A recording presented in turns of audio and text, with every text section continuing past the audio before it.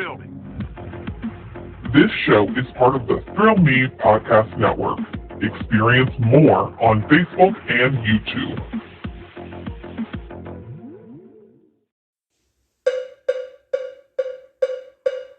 It's Review It Man, reviewing what he can. Movies are his jam, so let's get twisted, man. It's Review It Rob. Hey, yo, welcome to a brand new episode of the Review It Rob Show, man. Appreciate you joining in to listen to the show.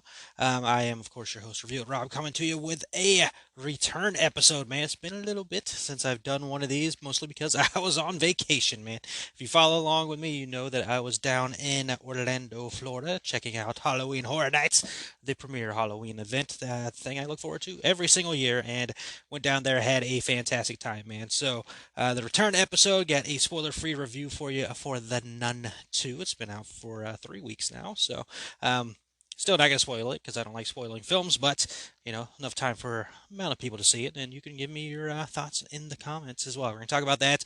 We've got some exciting movie news to talk about, a little tease there, going around the film world to talk about here as well. You'll get your mandatory horror news and your mandatory DC news. Both of those are mandatory for this show, and I just continue to say mandatory. But yes, finally back from Halloween Horror Nights. I absolutely loved that. If you want to hear my more thoughts on it, you can check out the WBRO episode from last week, the show my brother Tombstone Josh and I do, where we get to hang out and talk the talk.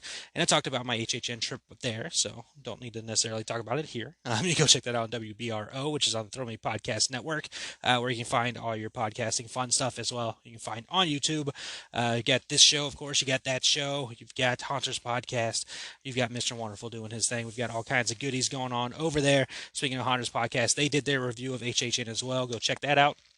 And I'm sure we'll have like a house ranking deal to talk about soon enough for fun times, which I'm glad we haven't done yet because I have not ranked the houses. But we'll get there when we get there. Nonetheless, this is the show, the movie show, and this is the show that I'm going to talk about the things I love and enjoy, and of course that is movies. And I mentioned it earlier, this week's spoiler-free review is The Nun 2. It's the latest film in the Conjuring universe.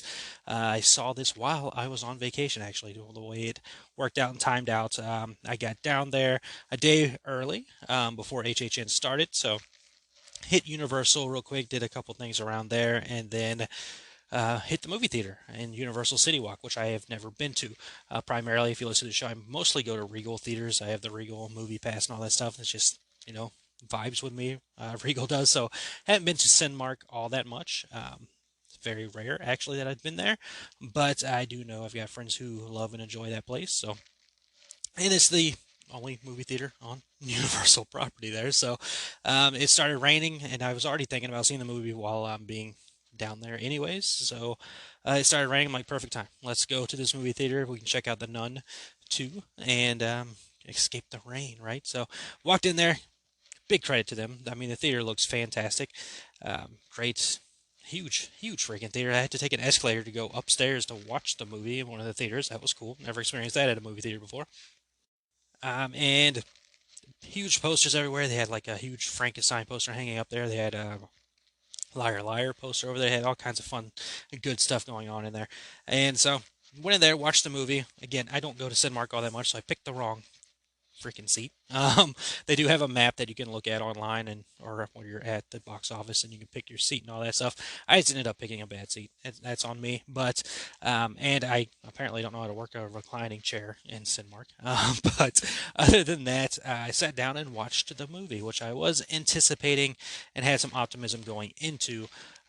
Because again, I do love the Conjuring films, but that first Nun movie, a little rough, a little tough. I've only seen it once. I did not watch it again before going to this movie. I was planning on it, but planning the trip and getting things to go on that way, I just ran out of time before seeing The Nun again.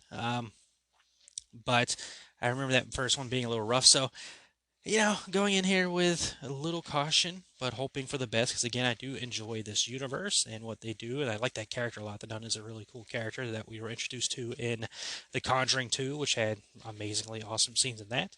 So hoping for more of that in this movie, and kind of what we would call the Annabelling of it, if you will, because the first Annabelle movie was pretty tough as well. That's a tough watch. I've seen that one a couple times. Still a bit of a tough watch. It's gotten easier now that I understand fully what they were going for, but still, when stacked up against the other films, not the best.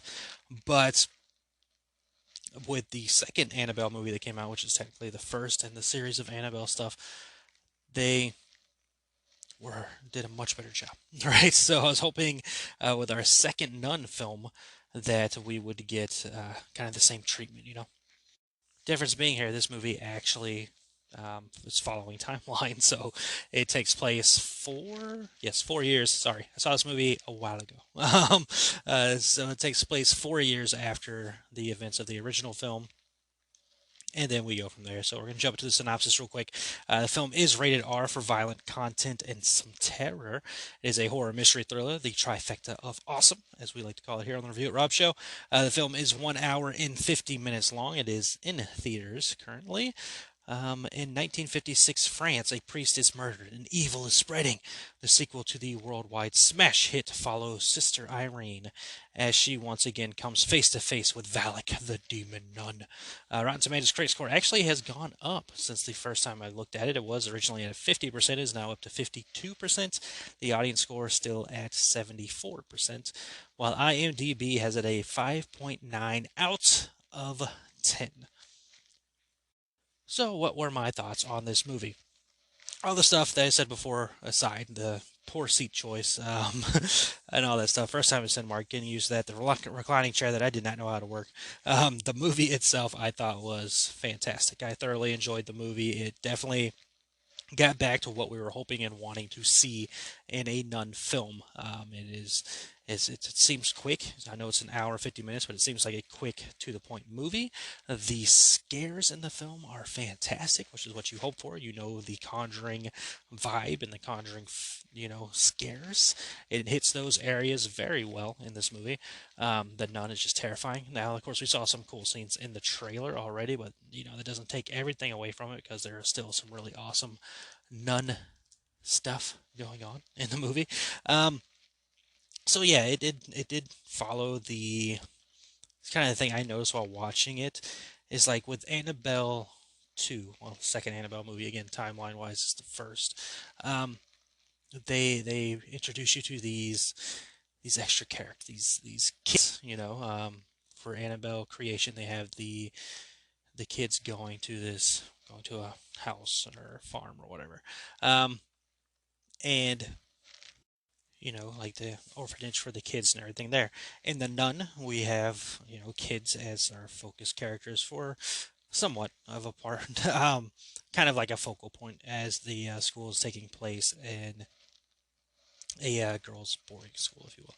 Of course, where you've got the teachings and all that stuff going on.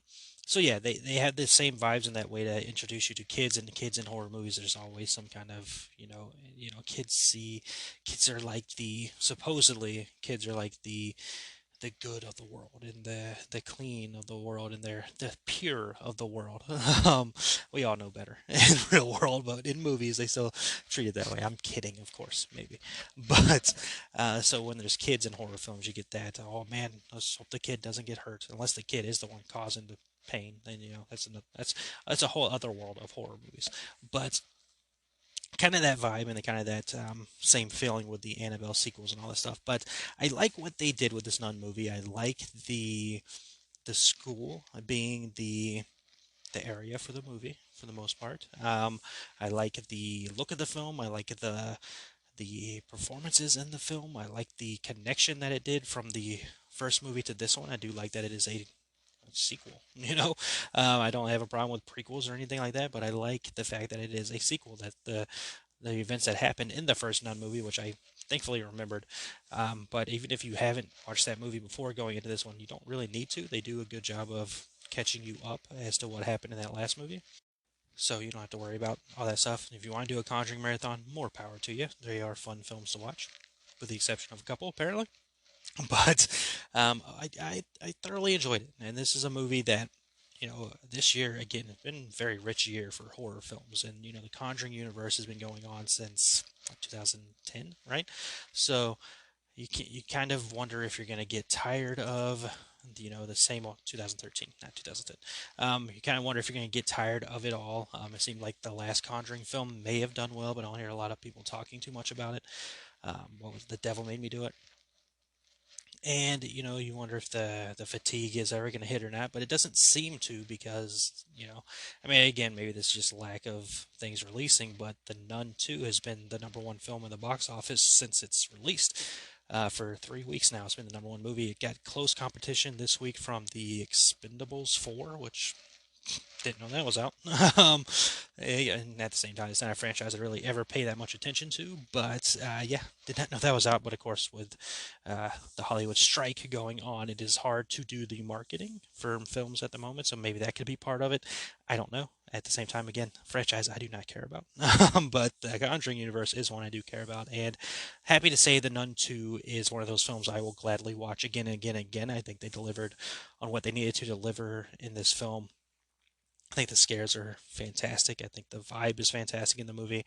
Like, you want spooky horror stuff going on with these Conjuring universe stuff, whether you believe the stories or not. That is, your prerogative. That is your choice. But I think religion and horror always have like this very interesting connection with one another, because it's always the good versus the evil. It's a very simple story to understand. And just seeing the evil and how that's going to fight and everything. I think this movie handled it, again, much better than that first Nun movie. And I don't want it to seem like I'm attacking that first Nun movie a lot. It's just, compared to the two, I think with the Nun, people, with that first Nun movie, so many people were so excited about the character, and the main thing they were talking about from The Conjuring 2. Um, so they kind of maybe rushed into doing a Nun film before fully, you know, taking the time to let it simmer and let it, all the creative juices grow and make sure you're making the right thing. I think with this movie, they have nailed exactly what they needed to nail. It is creepy, it is solid, and it fits that universe very, very well, and it is worth seeing for sure. Of course, especially during this time as we are heading full blown into the spooky season. Apparently starts in September. For me, I watch horror films year round, but this is spooky season time, and of course, October is almost here, and that is the month of Halloween. So people are going to get into those vibes and watching this stuff. So yeah, go see The Nun 2. Check it out in theaters. I don't know. They haven't really announced a streaming date for it yet. Again, it's still number one in the theaters, so why would you? But yeah, The Nun 2 is definitely worth seeing. Again, it's an hour and 50 minutes, but that time goes by fairly quickly because it's an interesting enough movie. The scares are good. The story is very easy to follow along with. It is entertaining. Yeah, and they do what they need to do with that film. The movie does have a credit scene, mid-credit scene, if you will, that supposedly sets up for the next Conjuring movie. I don't know. I guess it does, but I saw it and all that stuff. I know what it is. Again, I'm not going to tell you what it is because I don't spoil stuff. But yeah, I mean, I guess I can see it sets up for the next Conjuring movie. But I'm excited for that. Obviously, I like these Conjuring films, and The Nun 2, I'm happy to say, delivers. So yes, go check out The Nun 2 in theaters now. It probably won't be streaming until after Halloween is over, so probably November is probably the best bet given the time of the release of the film and all that stuff. So yeah, or maybe they surprise us. They're like, hey, you can rent it the week of Halloween on so and so for $20. But nonetheless, The Nun 2 is worth your time, worth checking out, and yes, go see it now. Kind of mentioned marketing earlier with the strike and everything going on. That's pretty tough to do. Well, ladies and gentlemen, the strike is apparently over, or very, very, very extremely close to being over. By the time you listen to this, it probably is over. Hollywood is breathing a sigh of relief as the WGA and major studios and streamers have reached a tentative agreement on a 3-year contract that promises to end the strike that has been going on for almost 150 days. As the strike draws to a close, first stop on the road will be late night shows, which they can get going probably within like the next 3 weeks or so. But yeah, this was news that happened before the show started here. So still gathering full information. But yeah, I mean the strike has apparently tentative deal was reached as they're recording this episode. Final language for the parties' contract is being finalized, but should the WGA negotiating committee, followed by the WGA board and council, give their approval, the contract will then be the subject to a vote, which will likely pass and end the strike that's been going on since May 2nd, man. In an email sent to members, the WGA said, quote, "We can say with great pride that this deal is exceptional, with meaningful gains and protections for writers in every sector of the membership." So, and then of course there's some actors reacting to it and all that stuff, which is fantastic, man. It's great to see the strike end for, obviously for selfish reasons for us as movie fans are like, finally we can get more product out there. But the most important part of the strike ending is that now these writers, these hardworking people who you don't have a story without, are finally going to get some pay. They can stop striking. They can get back to work. They can get paid. They don't have to worry anymore about how they're going to get by. Because some of these actors and writers, are struggling. Like there's a struggle. Like some of these people have to work to get by. It's not like these big name writers and actors that we all know and love. These are the people that we don't know the names of, and are working their asses off and doing everything they can for us as the viewers to watch at home. Because again, like I just mentioned, there is no product whatsoever without the writers. The writers make the product. Yes, the companies, the Warner Brothers of it all and the Netflix of it all pay money to get the product out there. Yes, they are a very important part to it, but there is no thing for them to put money towards and market and make a product out of without the writers. So it's good to know that they finally reached a strike. Can't believe it took this long, but we do know, unfortunately, greed is a thing in the world that a lot of evil people use. But thankfully, it seems to be over. And hopefully by the time you're listening to this episode, it is officially over. Again, they have a deal in there. They're just finishing the language of the contract and all that stuff. So thankfully, after almost 150 days, 4 days short of 150 days, the strike is officially over, thankfully, and we can all celebrate and be happy for the writers to get what they deserve and everything else, man. So, yeah, it's great. It's fantastic. We love it. We love to see success. We love to see the right thing being done. And finally, we are there. All right, now jumping into horror news. First thing to talk about here, of course, is Saw X, the next Saw film in the bloody, disgusting franchise. It is hitting theaters this week on September 29th. The film has been basically given like this classic vibe, classic feels to the original Saw movie, as well as Saw 2, with us knowing that the film takes place around those two films and between the two films. Honestly, even one of the writers saying, or directors saying that the film feels like it is Saw 2. So this movie's basically a direct sequel to the first movie, right? And the events after the first movie. So that's cool. I like that. I like that they're giving that vibe, and they're going to keep the classic vibes and feels going with Saw X when you go to the theaters, because Lionsgate, who is of course behind the Saw films, is announcing, or has announced, that they will be doing something very cool with this film, as they will be, excuse me, haven't done a podcast in a while, so my voice is going out. I don't talk all that much. Anybody knows me, or anybody hung out with me at Halloween Horror Nights this week, or a couple weeks ago, a week ago, Jesus, knows I don't talk that much, unless I get drunk, which I did get drunk. Even then I didn't talk much, but I giggled a lot, because I'm Mr. Giggles, apparently. But Lionsgate, anyways, is adding to that classic vibe, as they announced that they will be bringing back the classic Red Gears intro to the movie. This is a staple for the horror releases from the past from Lionsgate, so be looking for that, as well as be looking for things. And Cinemark, they have shown that they will have special popcorn buckets and sippers and whatnot for Saw, man. That is one thing that Cinemark does over Regal, in my opinion, is the marketing and their popcorn buckets and all that stuff are really cool. Regal has like the same popcorn bucket every single time. They just change the design on it. It's the Flash one week, the next week it'll be Blue Beetle, and then it'll be Taylor Swift's Eras Tour. They just changed the the picture on it. They don't. It doesn't really. They don't go into it like Sid Mark does, where it's freaking Billy Puppet's head, or a Blue Beetle ship, or freaking whatever. The Ghostface thingy. They go all out over there. So more power to them, and those things are there now if you want to pre-order them or whatever, or you can go buy them in theaters. Again, the movie hits theaters this week. I have not got my ticket yet. Honestly snuck right up on me. I did not know, that Saw X was here already. So I got to get my plans ready to see that and have a spoiler-free review for you on the next episode. Let's see, other horror movie news in theaters. Smile 2 has officially been given a release date of October 18th, 2024. Good for them. That movie was a big film last year when it released, and quickly was given the sequel treatment as it made a good amount of money for them. So nice to see it succeed. I did like Smile, even though I did like to joke around with it a lot, calling it Truth or Dare 2. I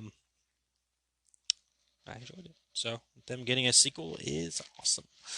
Let's see. Halloween. David Gordon Green's Halloween. Very, very unliked trilogy. But we got news on it. David Gordon Green's Halloween trilogy has an official companion book that'll be releasing October 17th, which is time for Halloween. If you want to read a book while you're sitting on the porch waiting for the kiddos to walk by to get some candy or something. Do they still do that? They still do that, right? I went with my niece last year, so they still do it.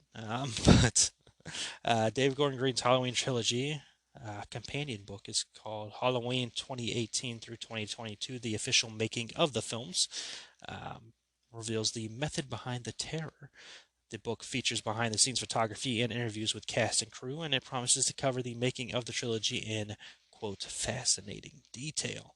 The creative processes behind the stunts, costumes, production design, and makeup effects are revealed through interviews with the cast and crew, while captivating on-set photography captures the shooting of the key scenes and action set pieces.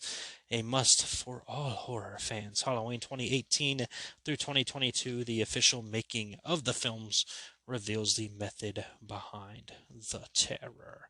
So that is again releasing on October 17th. If you want to pick that up, David Gordon Green's Halloween trilogy. Like I mentioned, a lot of people seem to hate it. I am not going to go the hate route, but I thoroughly love the 2018 movie. I think that movie is fantastic. It's not just because it was filmed here in South Carolina. Not just because I drive by one of the sets every day. It is a awesome film. Like, I don't have a problem at all with that movie. Now, kills and ends, there's discussions to be had there. Hopefully the book goes into the Corey Cunningham of it all and all that. I have not seen Halloween Ends since it released. I saw it that one time when it was released, and then I have not gone back to watch it. Probably need some more, watching all that. Again, hate is a very, very strong word that I don't want to use for any movies whatsoever. So I'm not going to say hate, but those movies did not sit too well with me from the times I did see them. I think I saw Kills about 2 or 3 times. Honestly forgot about it. And then Halloween Ends is another one of those that, again, we're heading into October. Maybe I, do a Halloween marathon and add those in there. But we'll see. We'll have to wait and see, with all that stuff. But Halloween 2018, fantastic movie. No problems with that one whatsoever. Let's see. Season 3 of Chucky. Y'all know I love Chucky. Chucky's my boy. I absolutely love Chucky. Going through that house at Halloween Horror Nights was the absolute dream of dreams. Like, I cannot even think of the words to fully describe what that house means to me. So Chucky's my thing, right? So season 3 of Chucky is fastly approaching. It will be here before you know it, as it will be hitting USA and Sci-Fi on October 4th, 2023. We've learned some interesting details about the season and the fact that it will be split up. Getting 4 episodes this year, and then the second half of the season will resume in 2024. which I guess had something to do with the writing strike, maybe. I don't know. Or they saw Stranger Things, they're like, we're splitting stuff up. But you will get the first 4 episodes this year. October 4th, 2023 is when that begins. They will be again on USA and Sci-Fi on October 4th. The day after the new episode releases, they will be on Peacock, following the trend they did with season 1 of Chucky, and for some flarkin' reason did not do with season 2 of Chucky. However, thankfully both are on Peacock now to check out before if you want to do a binge watch, which I may do. Honestly, with the Chucky before the new season is here on the 4th, but excited nonetheless. Can't wait to see what he's got to do, see what that murderous killer awesome doll does. And he's in the White House this year, because you know what, Chucky's a president I would vote for, right? I believe in Chucky. I mean, we already know the other. We're not going into politics. We're not doing it. Chucky's going to be in the White House in season 3. And yes, very excited, very very very very excited for that. All right. And somewhat horror news. This is on horror websites, so I guess it counts. And I've always considered this movie a horror film. If Jaws is a horror movie, this is a horror movie. Jurassic Park. We learned a couple episodes back, I told you that there is a Jurassic Park classic games collection coming out, that you can play the classic video games that, obviously they released for Jurassic Park back in the day.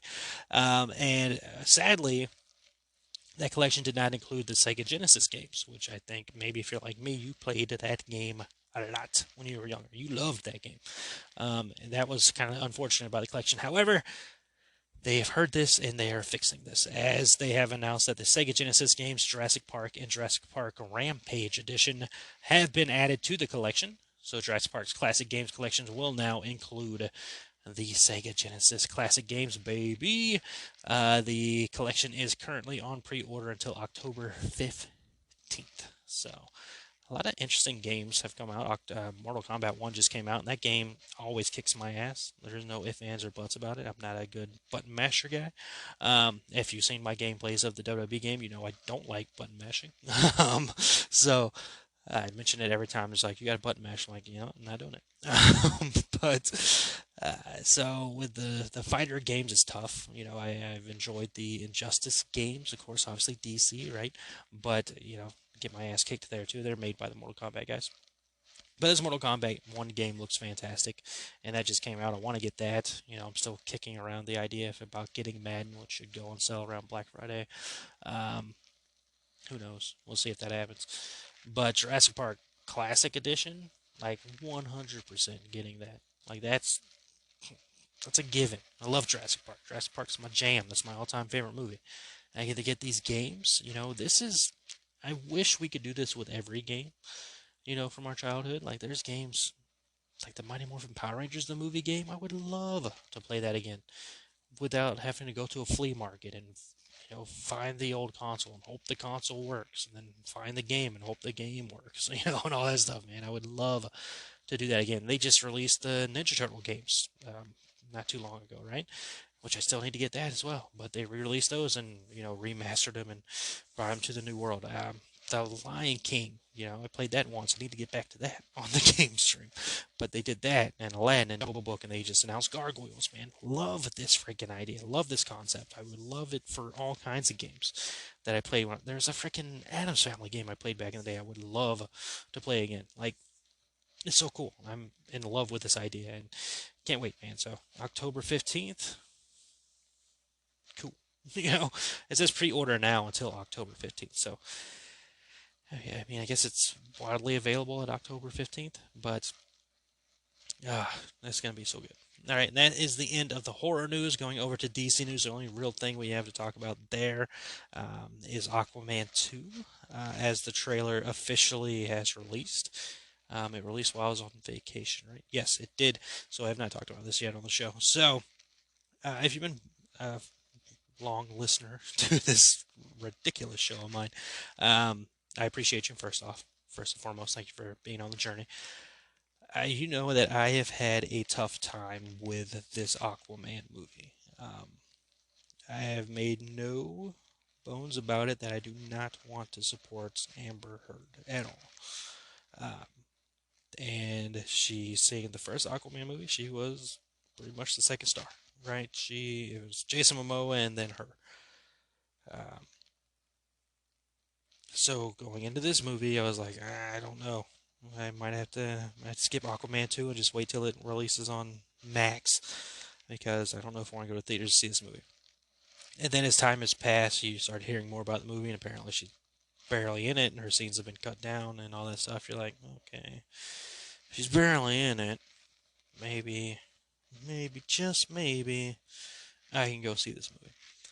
So they released a trailer for the movie, and she's barely in it. Like she's in it for maybe 2 seconds towards the end of the trailer. Um, in a scene that looks like her character may bite it, which fantastic with me. So it's a weird world, man. It's a weird concept. It's a weird thought for me to be like, because I love DC. Obviously, I have mandatory DC news on the show. I'm a DC guy. Jason Momoa guy. Love Jason Momoa. Jason Momoa is fantastic. James Wan guy. Love James Wan. So, not seeing the movie just doesn't feel right. And then now finding out she's barely in the movie, I think it might be okay to see it. And the trailer is freaking awesome. It's awesome. Who would ever thought Aquaman would be the character where like, this is awesome, you know?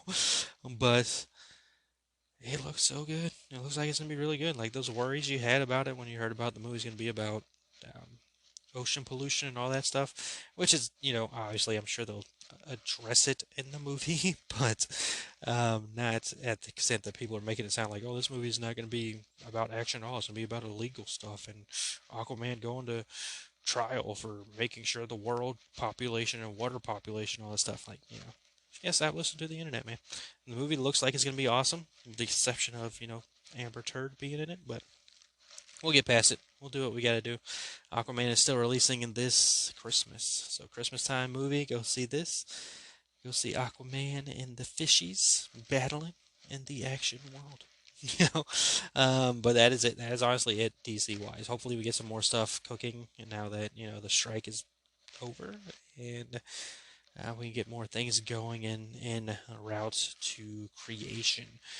Because again, finding news has been tough. Horror stuff has been pretty easy to get some news around there, but DC have not gotten much of. And of course, DC is in just rebuild mode, and this is the last movie.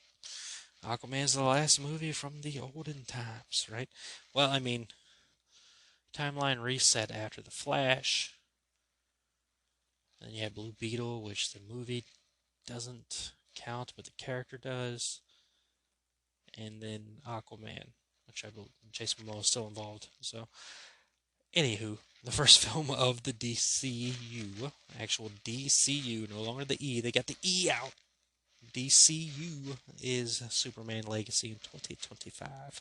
So, now is, once Aquaman happens and comes out, blank space, and then we're in the new DC. Again, I love DC. Love the characters. Into it. Absolutely love it. Can't wait. Excited for the future. So much excitement for the future. Can't wait. But as for this show, this episode of this show. Show's not over. The show's going to keep going, man. I had a good time doing this again.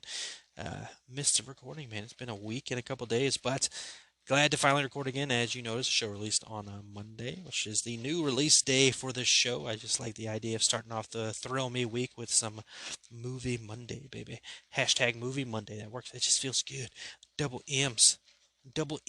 Movie Monday. Movie Monday. Monday movie. Either way it works, baby. Either way it works, baby. But that does it, man. So hope you enjoyed this episode again. Appreciate you ever taking the time to listen to the show. I am a goofball who just nerds out about stuff I nerd out about and just talks about. And I appreciate anybody joining in and talking along. Well, I mean, if you're talking with me, I can't hear you. But you could leave comments, and I could read those, and I could respond to them. You can let me know what you thought about The Nun. Did you enjoy it? Are you the part of the world that enjoyed The Nun film? Are you like me and like that movie? If you didn't like it, let me know that too, man. I don't care. We all got our taste and vibes and feels. A lot of people don't like that Flash movie. Does it ruin my opinion? No, fucking love that movie. So, I don't care. But we can always talk about movies, man. I enjoy it. I have a good time with the show. Let me know what you think about the WWE. If you want to talk about that, you want to talk about video games, let's talk, man. Let's vibe. Let's dance. I don't know about dancing, but maybe, huh? Anyways, show needs to end. This episode needs to end. Show's not going anywhere. Show's going to the moon. What? No. Anyways, that's the end of this episode. Appreciate you all joining in, listening along. If you do me a favor, hit that like, subscribe, share. I told myself I was not going to say that in this episode, and I did anyways. Stuff to look forward to. We're always working over here. But yeah, Throw Me Podcast Network. We have a great time. This is the Review It Rob Show. Appreciate you, as always. And also, as always, remember that happiness can be found even in the darkest of times if one remembers to only turn on the light. Talk to you wonderful people next episode.